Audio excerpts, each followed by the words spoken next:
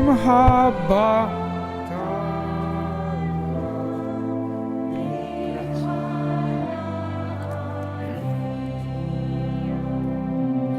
حيرناتو لا عالجميل لياو مدوارنا هيا دنيا عليا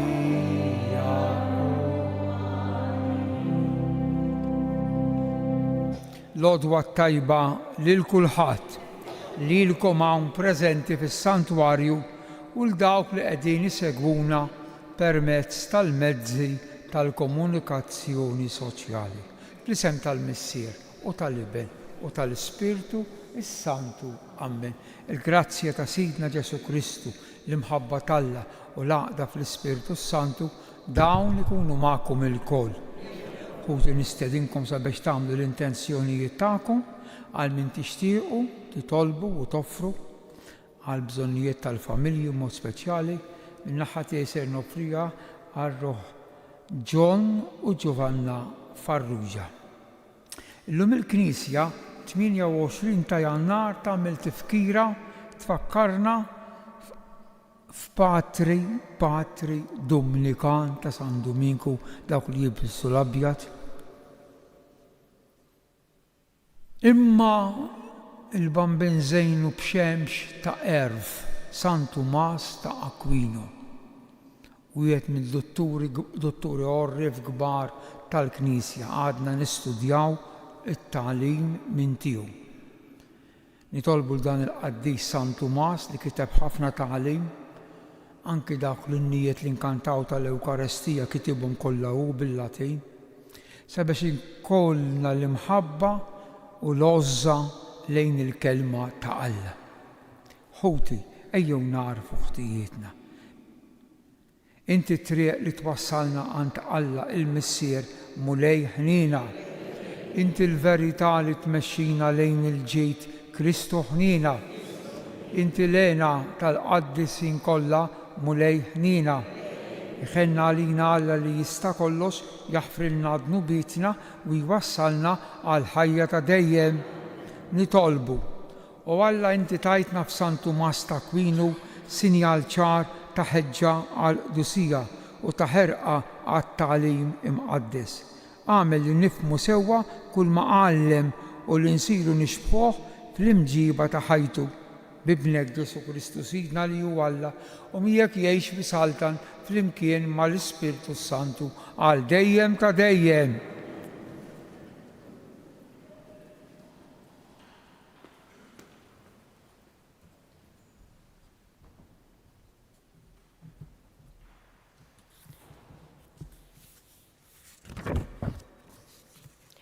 Qari mit-tieni ktieb ta' Samwel. F'dak iż-żmien il-kelma tal-mulej ġiet lil Natan u qallu: Murajt lil qaddej tiegħi David, dan jgħid il-mulej. Se tibnili int dar biex noqgħod fiha? Jiena m'ammart f'ebda dar minn mindu tellajt lill-ulied Iżrael mill-Eġittu sal-lum. Jien kont niġġerra f'tinda u f'għarix. F'dak iż-żmien kollu li kont niġġerra l-hawn u lin ma' ulied Iżrael, għattet lil xi ħadd mill-kapijiet ta' Iżrael li jien kont qabad jiraw il-poplu tiegħi Iżrael. Għaliex ma bnejtlix dar ta' ċedru? U issa għajt lil qaddej tiegħi David, dan jgħid il-mulej tal-eżerċti: Ara, jinħattek mill-merat minn wara l-imrieħel biex tkun prinċep fuq il-poplu tiegħi Iżrael. Dejjem kont miegħek f'kull ma kont tidħol għalih. U meta int ridt l-edewwa tiegħek kollha minn quddiemek. Issa jiena nibninek isem kbir jixbaħ l-ismijiet il-kbar li hawn fid-dinja. Nagħmel post tal-poplu tiegħi Iżrael u nqegħdu hemm fejn jammar bla biża' u ma jaksuhx iżjed il-ħżiena bħalma għamlu sa minn dejjem. Jiġifieri sa minn meta qajjimt l-imħalfin fuq il-poplu tiegħi Iżrael. U nserħek mill-edewwa tiegħek kollha. U meta int ittem żmienek u tkun striħajt ma' missirietek, jiena nqajjem nislek warajk, nisel ħireġ mill-ġewwieni tiegħek u nsaħħaħ is-saltna tiegħu. Huwa jibni dar lill-ismi u jiena nsaħħaħ it-tron tas-saltna tiegħu għal dejjem. Jien inkun għalih missier u hu jkun għalija iben. Jekk jagħmel il-ħażin, jiena nwidbu bl-istess bastun tal-bnedmin u bid-daqqiet li jagħtu l-bnedmin. Imma t-tieba tiegħi lejh qatt ma warraba għal kollox minnu, bħalma warrabta minn Sawl li jien bett minn quddiemek. Il-familja tiegħek u s-saltna tiegħek jibqgħu sħaħ għal dejjem quddiemi. It-tron tiegħek jibqa' sħiħ għal dejjem.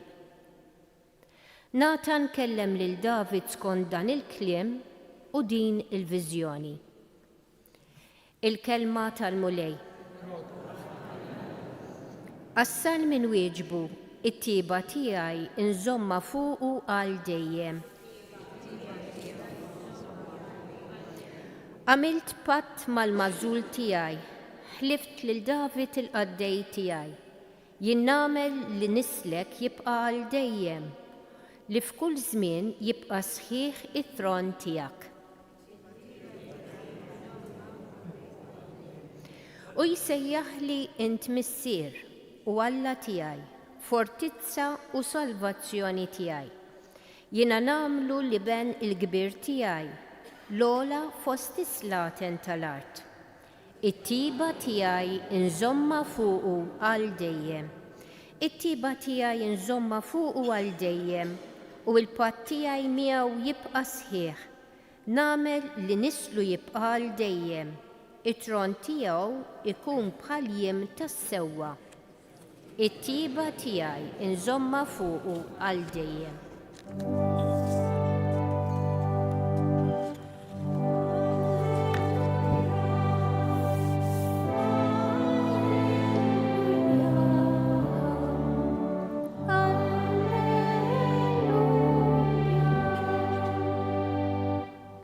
Iż-żerrija hi l-kelma ta' Alla, il-bidwi u Kristu, min isib lilu għandu il-ħajja ta' dejjem.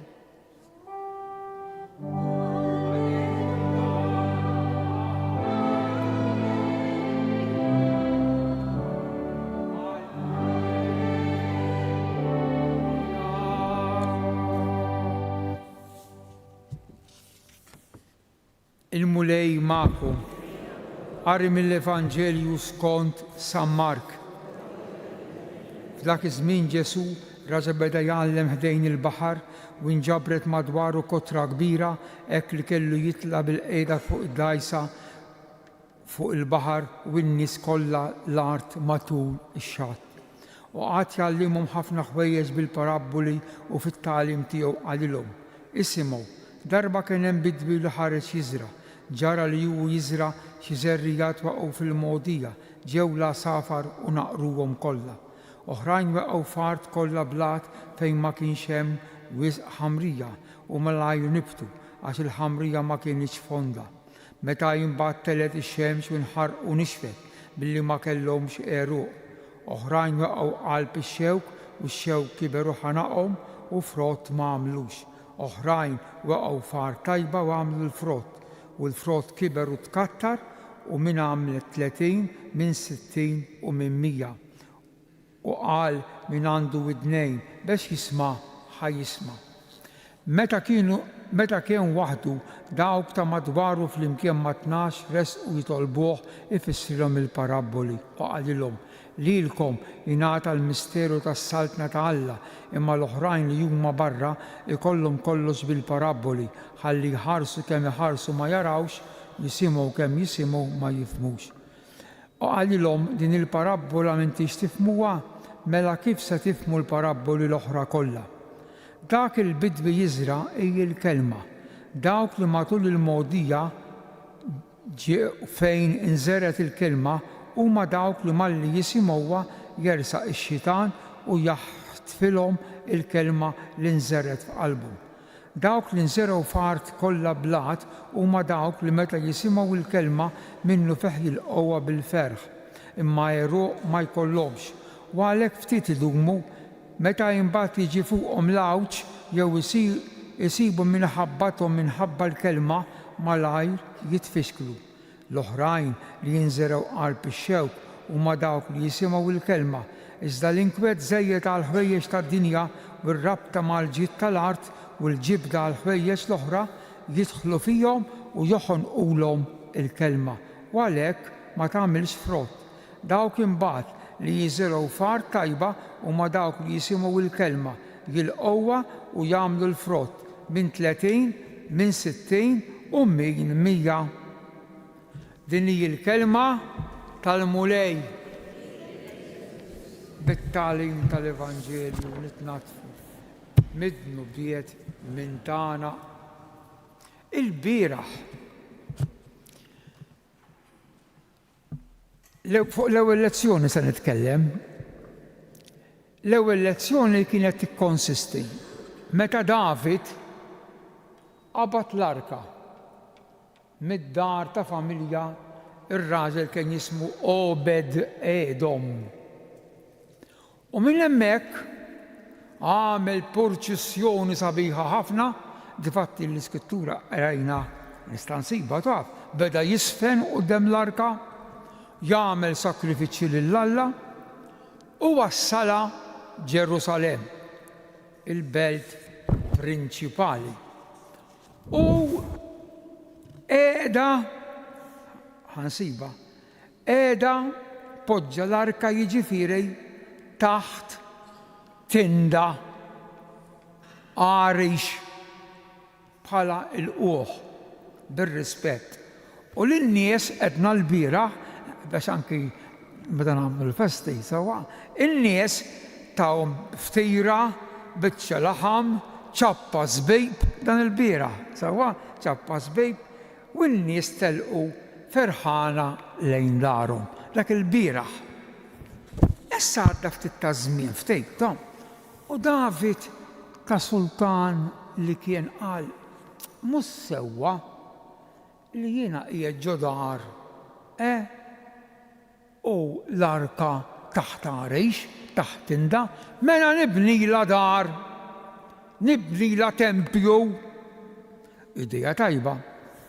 U marsab il-profeta Nathan nsemmu ħafna tfal Nathan, u nagħmlu sewwa it-tfal tagħna nsemmuhom għall-ismijiet tal-Bibja, mhux ismijiet tal-ġebel, jew ma nafx ta' xi nsemmuhom it-tfal tagħna da żmien. Insomma, ħalli ma nidħlux. Imma sewwa ħan irrepetija nsemmu t-tfal tagħna n-nies tal-Bibja, Nathan. U Nathan qallu mela idea tajba. U hekk jixirqilha l-arka li tibnilha dar, mhux taħt għarejx. Bil-lejl, issa ħanidħlu fil-qari tal-lum, ara kif jibda.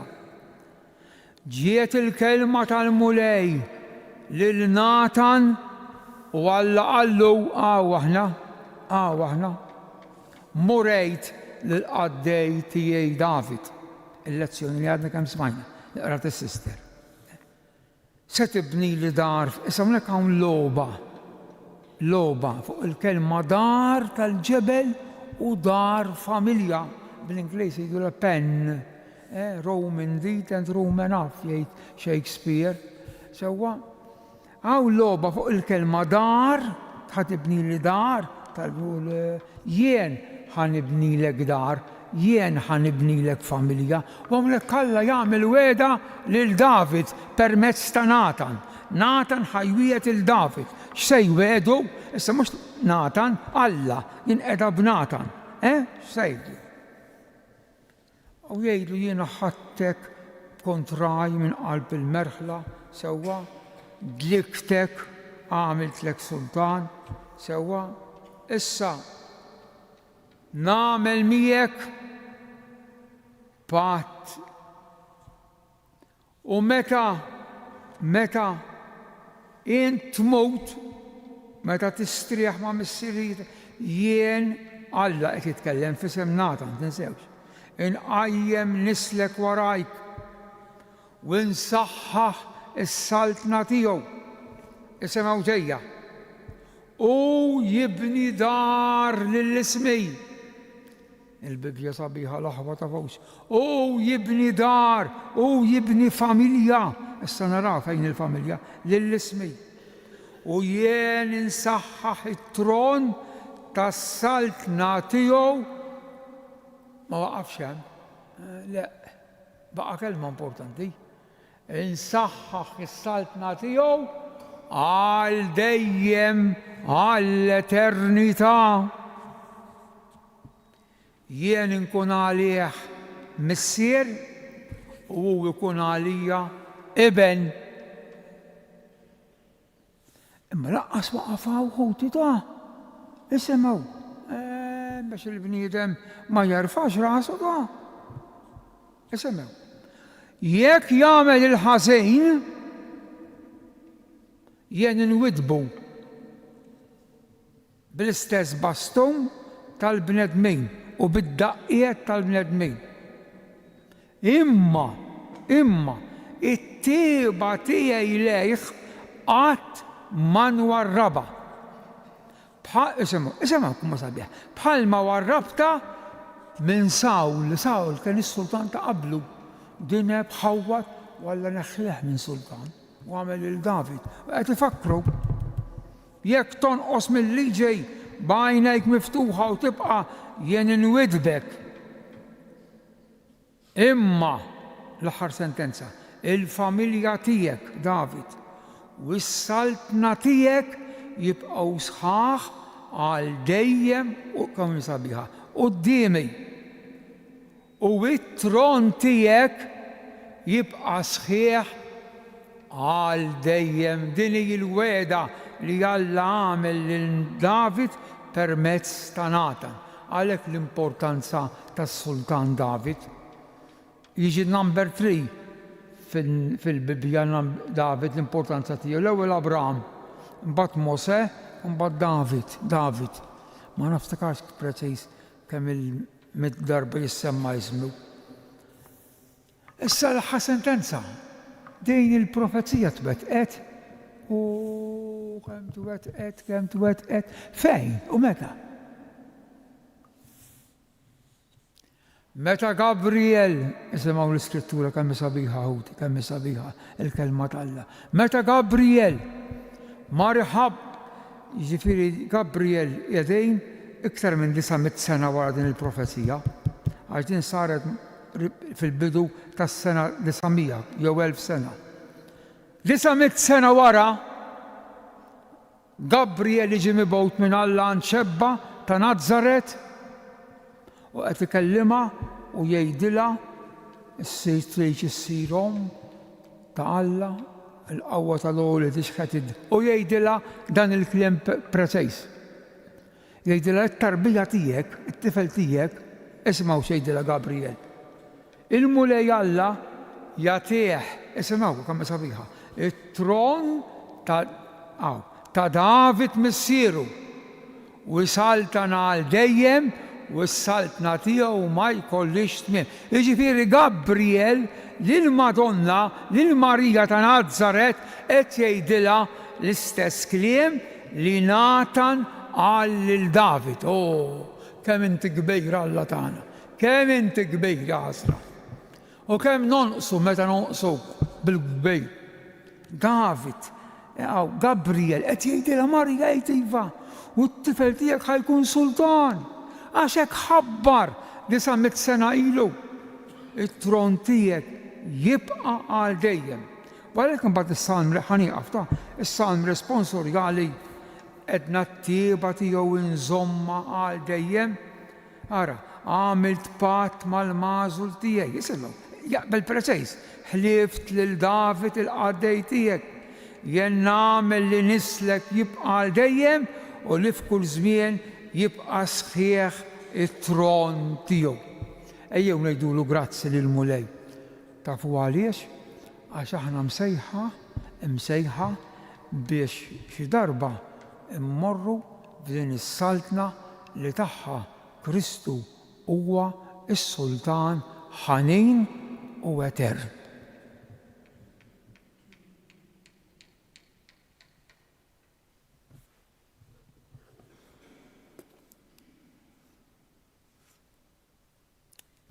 Nqumu bil-wifqa. Aħna winbirku l-Alla llum għall-erf u l-imħabba li bijom żejjen lil San Tumas ta' Aquino nitolbuh il-grazzja. Iqaf Mulej mal-Knisja tiegħek ija u twassal bla mittiefes it-tagħlim tas-sema nitolbu. Għamel li daw kollha li jinti ssejjaħ bħal San Tumas jgħalmu l-erf tal-ħwejjeġ tas-sema nitolbu. Għat il-mistrieħ ta' dejjem il-dawk li għalihom qegħdin noffru din il-qudiesa u ħutna l-mejtejn li qegħdin jistennew it-talb tagħna nitolbu. Llum l-erba' nagħmlu talba lil San Ġusepp nitolbu għall-familji tagħna, għall-ħaddiema u għall-moribondi biex għat-talbu l-għajnuna ta' San Ġusepp jaqalgħu minn għandek dak li jeħtieġu nitolbu. Dawn it-talbit Mulej u oħrajn maqfulin fil-qalb tagħna inresquhomlok permezz ta' ommok u Omna Marija int li tgħix fis-Saltan għal dejjem ta' dejjem.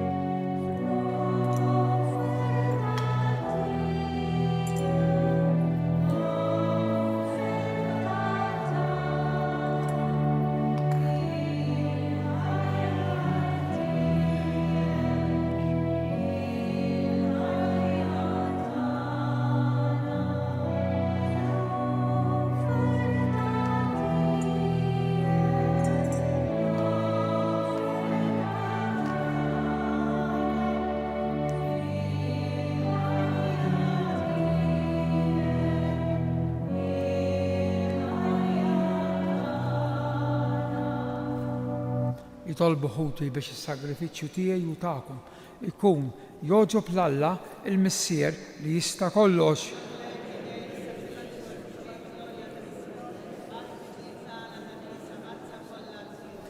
Ikun jogħġbok u Alla s-sakrifiċċju li aħna minn qalbna nofrulek fil-festa ta' San Tumas ta' Aquino biex fuq it-tbissijiet tiegħu ninaqdu fit-tifħir tiegħek u nofrulek lilna nfusna bi Kristu Sidna. Il-Mulej magħkom. Nerfaw lubna l-fuq. Nsuħħajr il-Mulej Alla tagħna. Sewwa u siraq tas-sew Mulej Missier Qaddis Alla ta' dejjem li tista' kollox tajjeb u taġi tas-salvazzjoni tagħna li dejjem u kull imkien inroddulek ħaj bi Kristu Sidna għax biex timla bil-ferħ il-Knisja tiegħek fil-festa ta' San Tumas ta' Aquino int qawwija bl-eżempju tal-ħajja tajba tiegħu. Issaħħaha fil-erf bit-tagħlim li xandar u tilqa' t-talb li jagħmillek għal ħarsien tagħha. Għalhekk mal-anġli u l-qaddisin infaħruk u ntennulek bla qeda Qaddis. Mulej Alla tal-eżerċiti is-smawiet u l-art. Osanna imbierek minn ġej.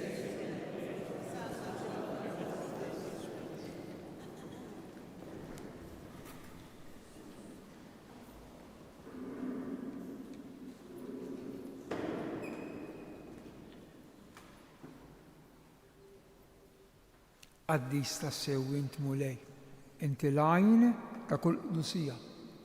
Qaddes għalhekk nitolbuk dawn l-offerti bil-barka tal-Ispirtu tiegħek biex isiru għalina l-ġisem u d-demm ta' Sidna Ġesu Kristu li meta kien se jingħata biex minn rajh il-bati għall-ħobs radd il-ħajr, qasam tal id-disċipli joqgħadilhom ħudu u kulu il-koll minn dan għax dan huwa ġismi li jingħata għalikom.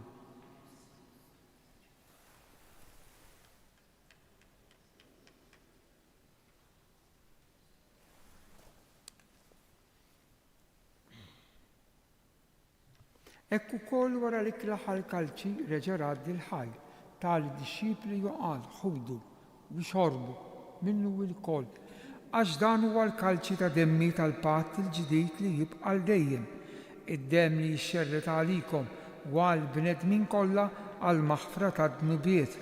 Għamlu dan b'tifkira tiegħi, Sinjur tiegħi u Alla tiegħi.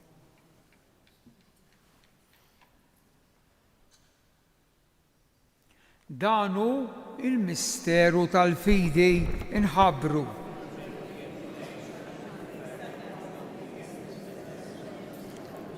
Għalhekk aħna nagħmlu dan tifkira tal-mewt u l-qawmin ta' Sidna Ġesu Kristu, nofrulek mulej il-ħobs tal-ħajja u l-kalċi tas-salvazzjoni u nroddulek ħajra xogħġbok tilqana hawn quddiemek biex naqdukom iċ-ċokontana nitolbu li l-Ispirtu Santu jaqgħadna f'ġisem wieħed lilna li nieħdu sehem il-ġisem u d-demm ta' Kristu.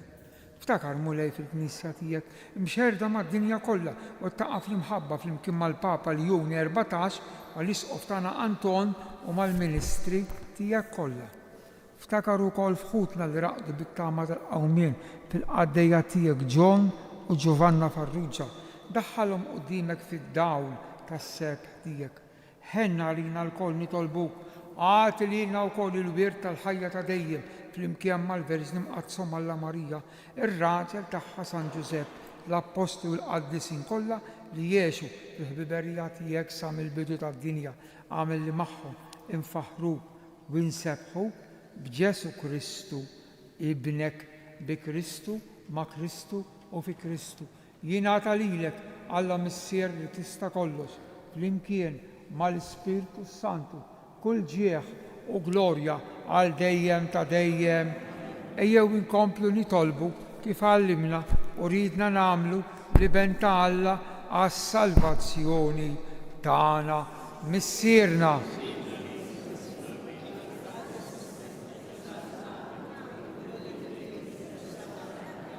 ħobżna ta' kuljum aħfrilna.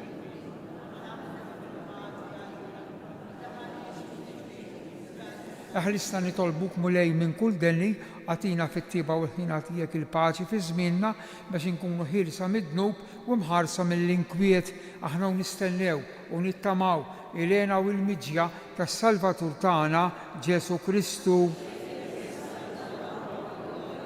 Mulej Ġesu Kristu li jgħid l-apostli tiegħek inħallilkom is-sliem, nagħtikom is-sliem tiegħi la tħaresx lejn dnubitna iżda ħares lejn il-fidi tal-Knisja tiegħek. Għatija s-slim u l-għaqda li jien trid fija int li tgħix u s-saltan għal dejjem ta' dejjem. Il-paċi tal-mulej kun dejjem magħkom. Għatu il-paċi lil xulxejn. Ngħidu flimkien ħaruf ta' Alla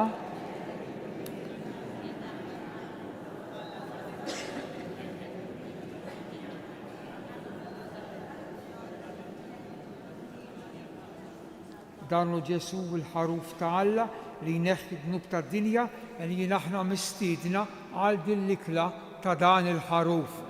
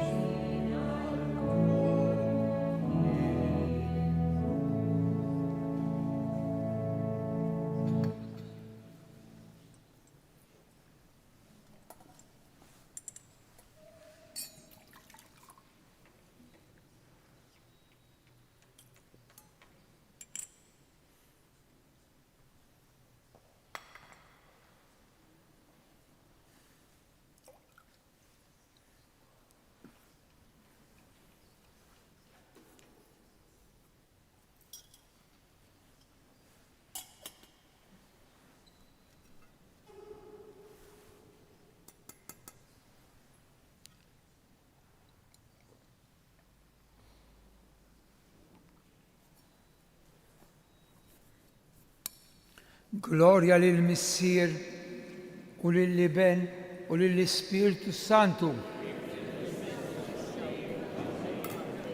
Grazzi, Sinjur Alla.